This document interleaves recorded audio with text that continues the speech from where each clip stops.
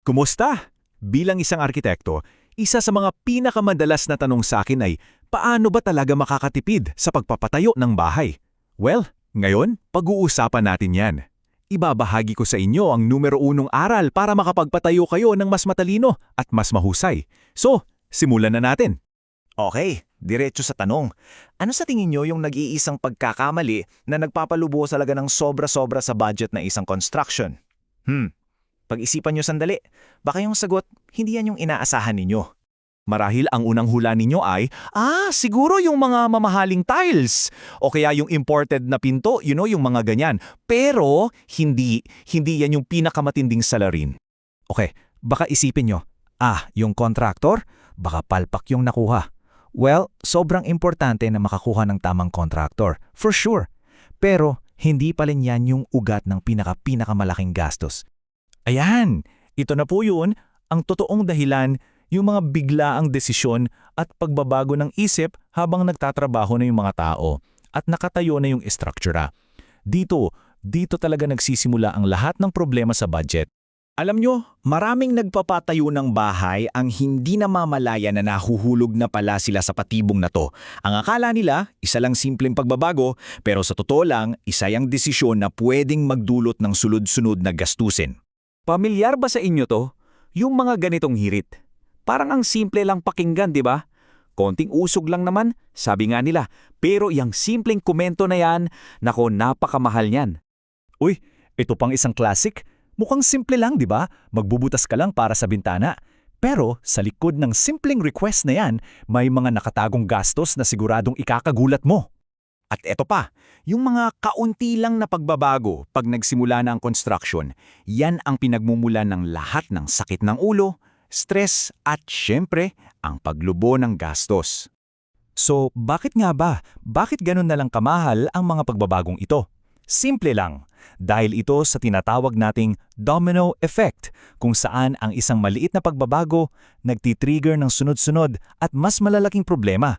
Tingnan natin yung proseso. Nagsisimula sa isang simpleng hiling. Dahil dyan, anong kailangan gawin? Kailangan gibain yung mga pader o sahig na tapos na. Pagkatapos niyan, kailangan baguhin yung mga structural beams. Tapos, kailangan ding ilipat yung mga linya ng kuryente at tubo. At ang resulta ng lahat ng yan? Boom! Sumasabog ang budget mo at sobrang naaantala yung buong project. Para mas malinaw pa, isipin ninyo, yung pagusog lang ng isang pader, pwedeng ibig sabihin yan, kailangan yung baguhin lahat ng ito. Kailangan gibain, kailangan i-reroute, at kailangan gawin ulit mula sa umpisa. Imagine, doble trabaho, so doble gastos. At hindi to biro ha, yung gastos pwedeng umabot ng daan-daang libo o minsan aabot pa ng milyon-milyong piso. Nakakagulat no? Pero yan yung katotohanan. Ganyan kamahal ang tagubagong isip. At tandaan, dalawa ang epekto nito. Hindi lang pera ang nawawala sa'yo. Mas masakit pa minsan yung oras. Yung akala mong makakalipat ka na sa Pasko, baka abutin pa ng mahal na araw ng susunod na taon. Delay. Pero, teka, huwag kayong magpanik dahil may napakasimpleng solusyon para maiwasan ang lahat ng ito. At ito na yung pinakamahalagang aral sa araw na ito. Ang lahat nakasalalay sa masusing pagpaplano. Ito ang pinakamalinaw na comparison. Ang pagbabago ng plano habang nasa papel pa lang ay sobrang dali, pambura lang ng lapis ang katapat, mura, mabilis at chill lang. Pero kapag sinimulan na ang construction, naku po, napakamahal na, napakabagal pa at grabe ang stress na idudulot niyan sa inyo. So ano ba tong planning stage na to? Ito yung yugto kung saan kayo ng arkitekto mo ay literal na pag-uusapan at isasara ang lahat. Mula sa layout ng kwarto hanggang sa eksaktong lokasyon ng mga saksakan bago pa man may humawak ng pala at semento. Para matulungan kayo, ito ang isang simpleng checklist. Bago mag-groundbreaking, siguraduhin yung pinal na lahat ng ito. Pag-aralan yung mabuti yung 3D design. Isipin nyo kung saan nyo ilalagay yung kama, yung sofa. Ito yung tamang panahon para maging super meticuloso. So, ano ang pinaka-importanting bagay na gusto kong tandaan ninyo mula sa lahat ng pinag-usapan natin? Napakasimple lang actually. Ito yung sekreto guys. Huwag na huwag magmadali sa construction. Ang tunay na investment ay yung oras na ilalaan nyo sa planning stage.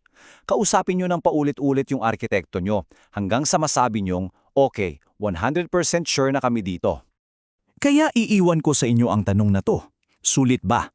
Sa tingin ko, napakalinaw ng sagot, di ba? Tandaan nyo to, ang pasensya at oras na ibubuhos ninyo sa pagpaplano ay katumbas ng napakalaking perang matitipid ninyo sa huli.